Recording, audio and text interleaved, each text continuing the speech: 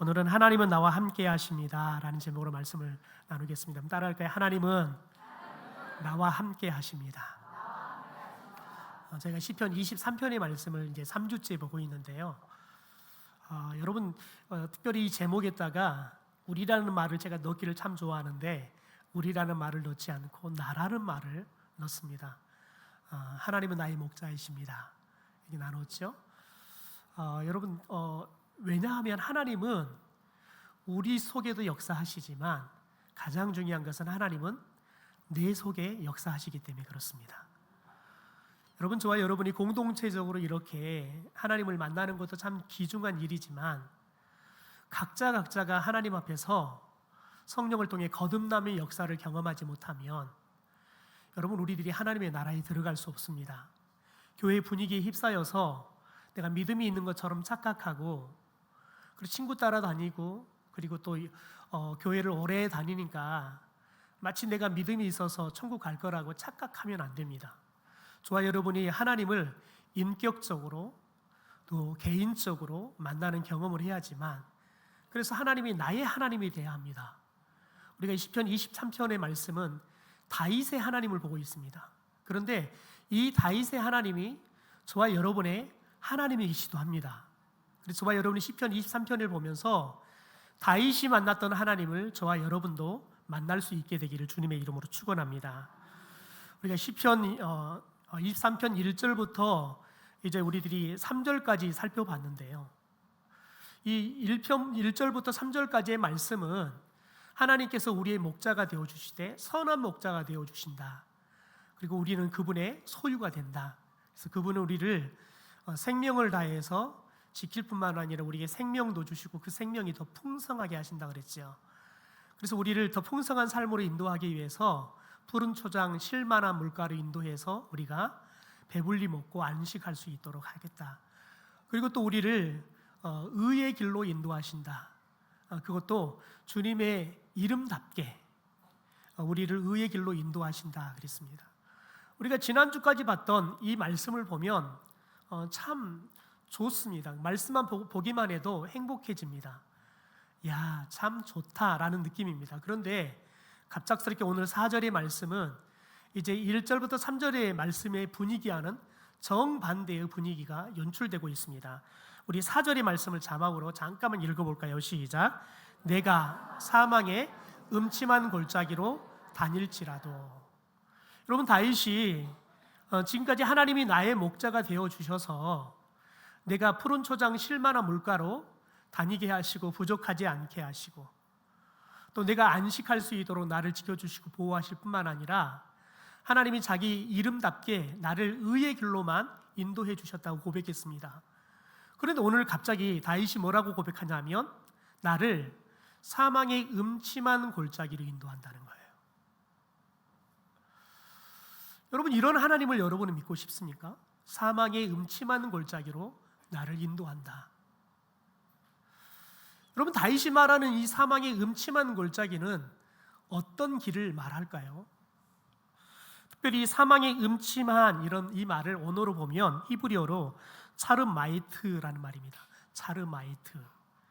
그런데 이걸 이 원문으로 해석해 보면 죽음의 그림자, 죽음의 그늘 이런 의미입니다. 여러분, 그림자나 그늘은 실체가 아닙니다.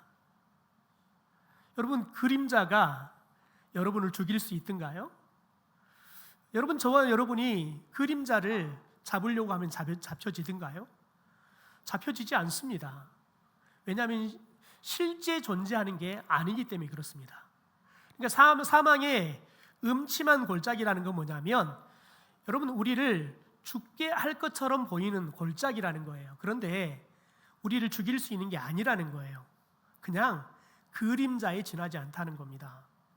여러분, 그런데 문제는 뭐냐면 특별히 이 팔레스타인 지역에 이 골짜기를 보면 굉장히 골짜기들이 깊습니다. 그러다 보니까 자연스럽게 그늘이 지거나 그림자가 잘 생깁니다. 더군다나 태양빛이 굉장히 뜨겁게 내리쬐기 때문에 그림자도 또 그늘도 굉장히 크게 지죠. 그리고 짙게 집니다. 그러다 보니까 이 골짜기를 때로는 갈 때는 골짜기 굉장히 어둡게 보여요. 여러분, 그래서 멘탈이 약한 이 양이 골짜기를 가면 자연스럽게 두려움도 생기고 무서움도 생기는 겁니다. 그런데 여러분, 이 사망의 골짜기가 양에게 두려움이나 무서움이라는 이런 감정적인 느낌만을 주는 곳이 아니라 실제 이 사망의 음침한 골짜기는 여러분 양의 생명을 위협할 수 있는 곳입니다. 왜냐하면 자칫 잘못하다가는 실족할 수 있습니다. 가다 보면 여러분 이곳에 반드시 길이 딱 좁기 때문에 양을 잡아먹기 위해서 늑대나 여러분 사자나 곰이 이곳에 딱 자리를 잡고 있다가 오면 쉽게 잡아먹을 수 있습니다. 왜냐하면 도망갈 길이 없으니까요.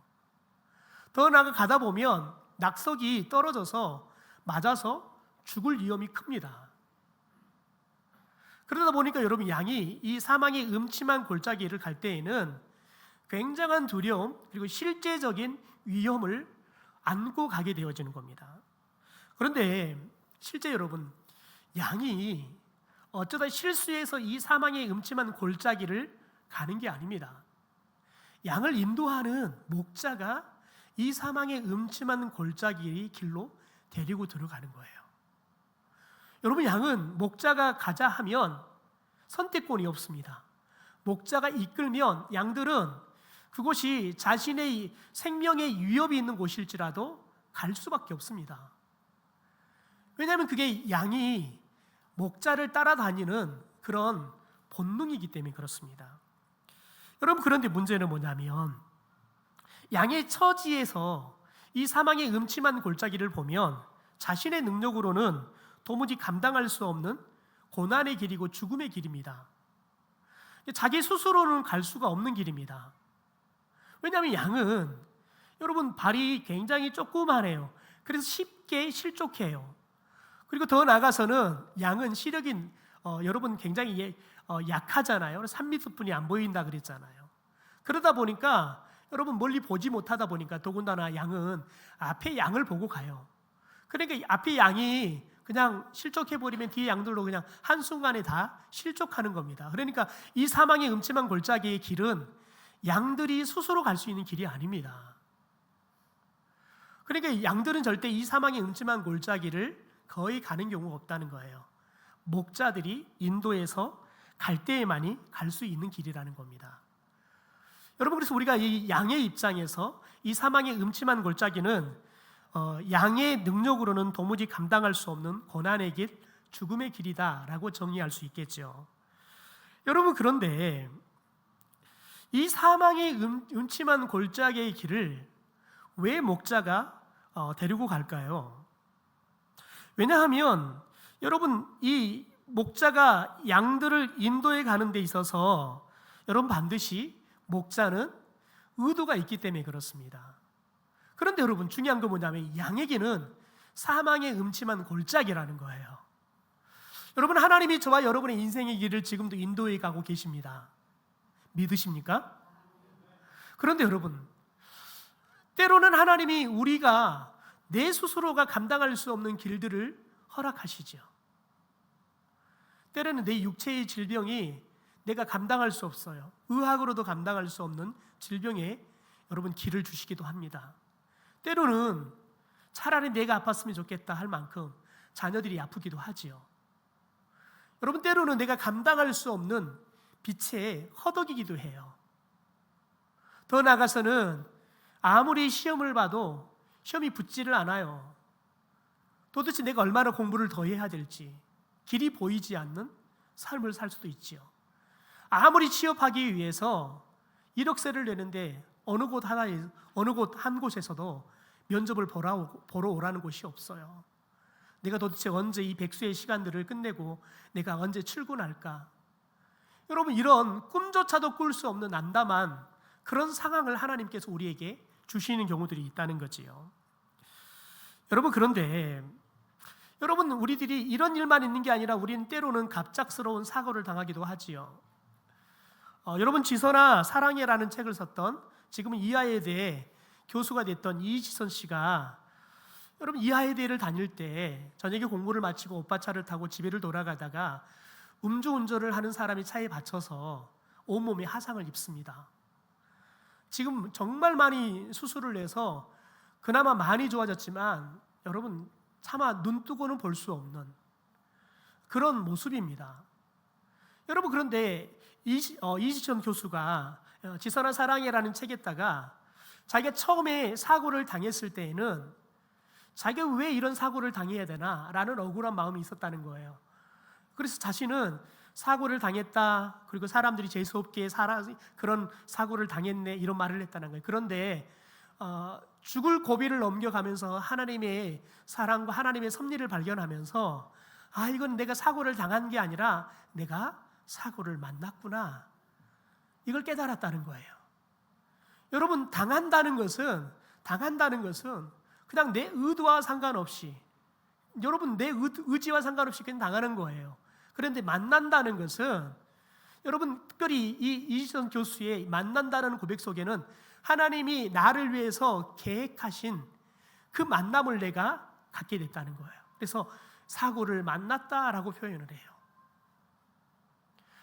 그가 치료하는 과정들을 겪고 하나님을 만나는, 그래서 하나님을 새롭게 만나는 경험을 하고 난 다음에 이 사고를 해석해 보니까 하나님이 자신에게 이런 은혜를 주려고 이런 사고를 만나게 하셨더라는 거예요. 여러분, 그런데 그렇게 이제 많이 회복이 돼서 그렇게 고백하니까, 여러분 그렇지요, 대부분의 사람들은 그런 사고를 당하면 좌절합니다. 제 고모부 같은 경우는 본인이 개운길을 몰다가 실수를 해서 손이 잘리고 발이 잘렸습니다. 한 10여 년을 병상에 사시다가 본인이 견디지 못하고 자살해 죽으셨습니다. 여러분, 대부분의 사람들은 이런 감당할 수 없는 시험을 만나면, 감당할 수 없는 삶의 어려움이 계속 겪고 또 겪으면, 여러분 사람들은 좌절하다 못해서 생명을 끊어버리는 안타까운 일들을 경험하지요. 여러분, 그런데 하나님께서는 이런 수많은 일들을 우리에게 마치 사망의 음침한 골짜기 같은, 우리가 헤어날 수 없을 것 같고 도저히 우리가 죽을 것 같은, 여러분 그런 길들을 우리에게 주신다는 거지요. 어제는 한 목사님께서 시차례 때 소리를 냈는데 그때 참석을 못 하겠다고 어제 서류를 가지고 교회를 오셨어요. 그래서 잠깐 만나서 이렇게 담소를 나누는데 목사님께서 뜬금없이 자신이 직장 생활을 하다가 늦게 목회를 시작하신 이유에 대해서 말씀을 하시는 겁니다. 이 목사님에게는 27의 자폐의 장애를 가진 아들이 있답니다. 그런데 이 아들의 지능이 태어난 지 100일에서 1살 정도 되는 지능을 가지고 있대요. 그래서 이 아이를 특별히 대변은 놔두고 소변을 좀 지가 스스로 누게 하려고 집에서 집 화장실에서 소변을 누기는 것을 정말 오랜 시간 동안 가르치고 또 가르쳐서 집에서 소변을 누울 수 있는 훈련을 시켰대요. 그런데 문제는 뭐냐면 집 밖을 나갔는데 이제 화장실에서 소변을 누는 걸 가르쳤으니까 집 밖에 있는 다른 집에를 가거나 교회를 가거나 공중 화장실을 가면 당연히 소변을 볼 줄 알았대요. 그런데 이 아들에게는 소변을 어디서 보냐면 집 화장실에서만 보는 거예요. 그래서 이제 집 밖에 나가면 소변을 보는 걸 또 가르쳐야 되는 거예요. 집 밖에 화장실에 소변을 보는 걸 가르치는데 7년이 걸렸대요. 이 소변을 보는 걸 가르치는데 어떻게 가르쳐야 되냐면, 목사님이 직접 지퍼를 내리면서 이렇게 지퍼를 내려라, 그리고 고추를 꺼내라, 목사님 고추 꺼내고 아들한테 고추 꺼내서 꺼냈나, 이거 보고 했는데 사람들이 이제 오해를 하는 거예요. 왜냐하면 옆에 있는 다 큰 아이의 고추를 옆에 사람이 보니까 오해하니까. 그래서 목사님이 그럴 때마다 옆에 있는 사람들한테 제 아들인데요, 제 아들이 이런 장애를 갖고 있어서 제가 지금 소변 누는 걸 가르칩니다, 이런 일들을 다 설명을 하고 소변을 가르쳐야 한다는 거예요. 얼마나 힘든 시간들을 보냈겠습니까? 그렇게 해서 밖에서 소변을 보게 하는 걸 7년 만에 가르쳤대요. 여러분, 사모님이 아마 보건소에서 근무를 하시는 것 같아요. 여러분, 그런데 이 목사님에게 있어서는 본인이 목회하게 된 동기였다는 거예요. 이 자폐 아이가 태어나고 자폐아 부모로 살아가는데 너무너무 힘들더래요. 더군다나 자신이 다니는 교회에서 이 아이를 데리고 신앙생활한다는 게 너무 힘이 들더래요. 왜냐하면 이 아이가 자폐를 갖고 있어서 예배 시간에 막 소리를 치고 난리를 하니까 예배를 드릴 수 없게 되는 거예요. 그러니까 교회 사람들이 다 시끄럽다고 뭐라 그러고 야단을 치는 거예요. 그래서 목사님이 도저히 견디다 못 견뎌서 차라리 내가 신학을 하고 목사가 되어서 우리 아들 같은 아이들을, 이 아이들이 좀 편안하게 예배를 드릴 수 있도록 목회를 하자 해서 신학을 했대요. 그래서 그분이 자신의 아들 같은 자폐 아이들을 모아서 같이 생활하면서 같이 신앙생활하고 같이 예배하는 그런 목회를 하고 계신다는 거예요. 그런데 코로나가 오니까 이 아이들이 이 코로나 바이러스 감염되면 또 위험하잖아요. 그래서 코로나 와서 도저히 안 돼서 이 아이들 다 집으로 각자 보내고 매주마다 이 아이들이 집들을 돌아다니면서 목사님이 예배를 드려주고 계신다는 거예요. 그래서 목사님이 그래요. 이 아이가 아니었으면 내가 목회의 길을 가지 않았을 거라는 거예요. 이 아이가 아니었으면 이렇게 자폐 아이를 두고 있는 가정의 그 힘든 것들, 그 부모의 아픔들을 몰랐을 건데, 하나님께서 이 자폐 아이를 주는 사망의 음침한 골짜기의 길을 자기에게 주셨기 때문에 자기가 이렇게 소외되고 힘들고 신앙생활하기도 어려운 그런 사람들의 가정의 마음들을 이해하고 그들을 보듬을 수 있는 목회를 하게 됐다는 거지요. 여러분, 그런데 하나님께서는 우리에게 이렇게 우리가 여러분 평안한 길, 푸른 초장이 실만한 물가와 같은 부족함이 없는 삶을 주시기도 하지만 이런 사망의 음침한 골짜기 길도 우리에게 주신다는 겁니다. 그러면 여러분, 우리가 궁금한 것은 왜 목자는 양에게 이 사망의 이 음침한 골짜기의 길을 가게 하냐는 거예요. 첫째는 여러분, 목자가 양을 사망의 음침한 골짜기로 인도하는 이유가 뭐냐면, 같이 한번 읽어볼까요? 시작. 푸른 초장으로 가는 길이기 때문입니다. 우리가 지난주에 말씀을 나눌 때 양들은 그냥 간 길만 간다 그랬어요. 한 번 가면 그 푸른 초장에 풀이 다 없어져 버리고 자신의 똥으로 다 오염이 되어서 병균이 오르고 감염이 되어도 그냥 계속해서 그 초장만 다니는 거예요. 그래서 부지런한 목자는 늘 새로운 초장을 찾아서 양들을 데리고 계속해서 이동해 가는 거예요. 여러분, 그런데 이스라엘을 가서 보면, 여러분, 이스라엘은 뉴질랜드처럼 평지가 아닙니다. 대부분이 산으로 이루어진 그런 골짜기들이 대부분입니다. 그런데 대부분 초장은 어디에 있냐면 물이 흐르는 곳에 있기 때문에 그 여러분, 골짜기를 지나가서 넓은 평지가 있는 곳에, 그곳에 초장이 있는 겁니다. 그러니까 이곳에서 풀을 먹고 나면 이제 새로운 초장을 가려고 그러면 대부분 골짜기를 지나가야 되는 거예요.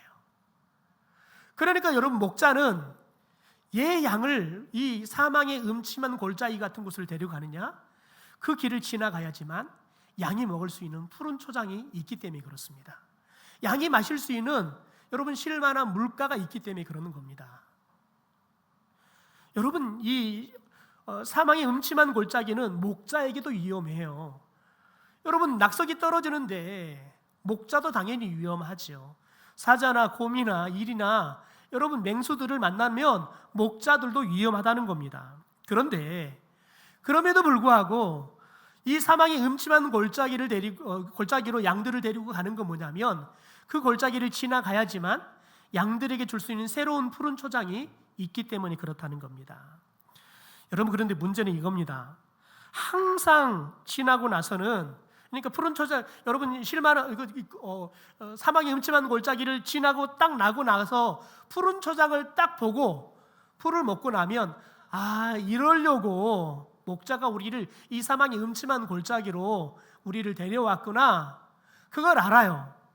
여러분, 그런데 이 사망의 음침한 골짜기를 갈 때마다 여러분 불평해요. 불만한다고요.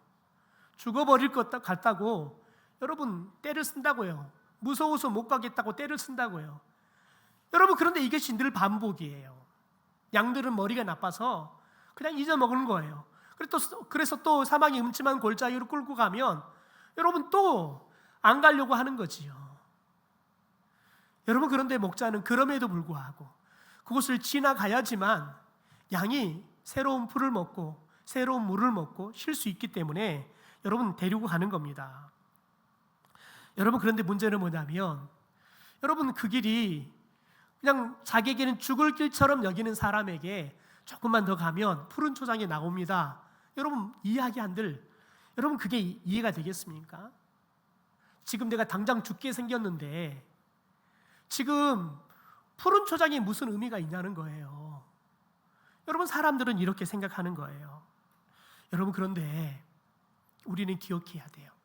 지금 내가 당장 죽어버릴 것 같은 여러분 사망의 음침한 골짜기와 같은 고난의 길, 실패의 길을 여러분 가고 있지만 중요한 것은 조금만 더 인내하고 가면 하나님께서는 저와 여러분에게 푸른 초장 실만한 물가로 반드시 인도한다는 사실을 기억할 수 있게 되기를 주님의 이름으로 축원합니다. 두 번째는 여러분 고난을 함께하는 목자를 경험할 수 있기 때문이 그렇습니다. 여러분 이 길을 가는데 보십시오. 4절을 우리 하반절 말씀 같이 한번 읽어볼까요? 시작. 주께서 나와 함께 하심이라 주의 지팡이와 막대기가 나를 안위하시나이다. 이 사망의 음침한 골짜기를 가면서 무엇을 보게 되냐면 주님이 나와 함께 하시는데 그분이 나를 지키고 보호하기 위해서 무엇을 하시는지 그분이 어떤 목자인지를 우리가 경험하게 된다는 거예요. 여러분 특별히 목자는 오늘 보니까 지팡이와 막대기로 나를 안위한다라고 이야기해요. 그런데 여러분 지팡이는 그림에 나오면 보면 넷제르라는 히브리어인데요. 여러분 키 높이 정도의 그런 나무인데 위에가 이렇게 둥글게 여러분 이렇게 굽었습니다. 여러분 그런데 이 지팡이는 언제 쓰냐면 양들에게 갈 방향들을 알려줘요. 그리고 만약에 양이 가다가 실족하잖아요. 그러면 이 지팡이로 다리나 목을 잡아가지고 끌어올려서 건져주는 일을 하는 거예요. 그러니까 목자의 이 여러분 지팡이가 양을 바른 길로 가게 하고 더 나가서 위험에 빠진 양들을 구출해 주는데 쓰인다는 겁니다. 오늘 또 막대기는 특별히 히브리어로 호테르라고 하는데요. 여러분 이게 나무 가지를 긴 나무 가지인데요. 특별히 끝에다가 새로 만든 그런 뾰족한 것들을 여러분 거기 다 박아요. 그리고는 이 막대기는 언제 쓰냐면 특별히 곰이나 사자나 일이나 이런 맹수들이 양을 잡아먹기 위해서 오잖아요. 그러면 이것을 무기로 쓰는 겁니다. 무기로 쓰는 거예요. 여러분 그런데 목자가 지팡이와 막대기를 가지고 양들을 여러분 이 사망의 음침한 골짜기를 지키고 보호하면서 어떻게 보면 여러분 데리고 가요. 그런데 여러분 정말 가장 양들에게 최고의 무기가 뭐냐면 이 지팡이 막대기보다 더 최고의 무기가 뭐냐면 목자 그 자신이라는 거예요. 우리는 사무엘상 17장을 보면 다윗과 특별히 사울왕이 이야기를 나누어요. 여러분 그런데 다윗이 양을 칠 때 자기가 양을 어떻게 지켰는지에 대해서 영웅담을 사울에게 이야기해 줍니다. 우리 사무엘상 17장의 말씀을 함께 같이 읽어볼까요? 시작. 다윗이 사울에게 말하되 사자나 곰이 와서 양떼에서 새끼를 몰아가면 내가 따라가서 그것을 치고 없나요? 네, 같이 읽죠. 시작. 내가 따라가서 그래서 새끼를 건져내었고 그것이 일어나 나를 해하고자 하면 내가 그 수염을 잡고 그것을 쳐 죽였나이다. 여러분 다윗이 양을 칠 때 어떻게 했다고요? 사자나 곰이 와서 양의 새끼를 물고 가면 쫓아갔대요. 여러분 그리고는 여러분 그 사자나 곰을 쳤대요. 이 주둥아리를 벌려가지고는 이 주둥아리에 있는 양의 새끼를 꺼내가지고 구출해 왔다는 거예요. 여러분 다윗은 위험하지 않을까요? 양을 구출을 하다가요 정작 다윗이 사자의 밥이 되고요 곰의 밥이 될 수 있어요. 그럼에도 불구하고 목자이기 때문에요 자신은 생명을 걸고 가서 이 사자의 입속에 있는 약을 꺼내오는 거예요. 구출해 오는 거예요. 여러분 그런데 그 다음에 보면 37절을 보면 다윗이 하나님이 자신의 목자가 되어주셔서 이렇게 여러분 구출해 주셨다 고백합니다. 우리 37절의 말씀을 같이 함께 읽죠. 시작.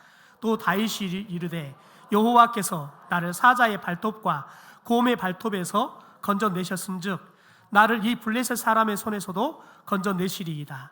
사울이 다윗에게 이르되 가라, 여호와께서 너와 함께 계시기를 원하노라. 여러분, 다윗이 지금 고백하는 게 뭐냐면 저 사자와 같은 골리앗으로부터 나를 하나님께서 건져내실 거라는 거예요. 내가 사자에게 잡혀가는 양을 구치려는 것처럼 나의 목자가 되시는 하나님께서 나를 사자와 같은 곰 같은 저 골리앗으로부터 나를 건져주실 것이라는 거예요. 왜요? 하나님이 나와 함께 하시니까요. 여러분, 그러면서 다윗은 이런 경험을 통해서 여러분 이런 4절의 고백을 하는 겁니다. 우리 4절의 고백을 같이 한번 읽어볼까요? 시작. 내가 사망의 음침한 골짜기로 다닐지라도 해를 두려워하지 않을 것은 주께서 나와 함께 하시느니라. 여러분, 성경에 보면 다윗과 같이 이 사망의 음침한 골짜기를, 누구보다 깊은 골짜기를 지났던 사람 하면 욥입니다. 여러분, 욥이 믿음이 참 좋았죠. 하나님이 의인의 동방의 의인이다라고 칭찬할 만큼. 여러분, 사탄이 하나님께 이 욥을 고발할 때 하나님께서 욥의 시험을 허락하지요.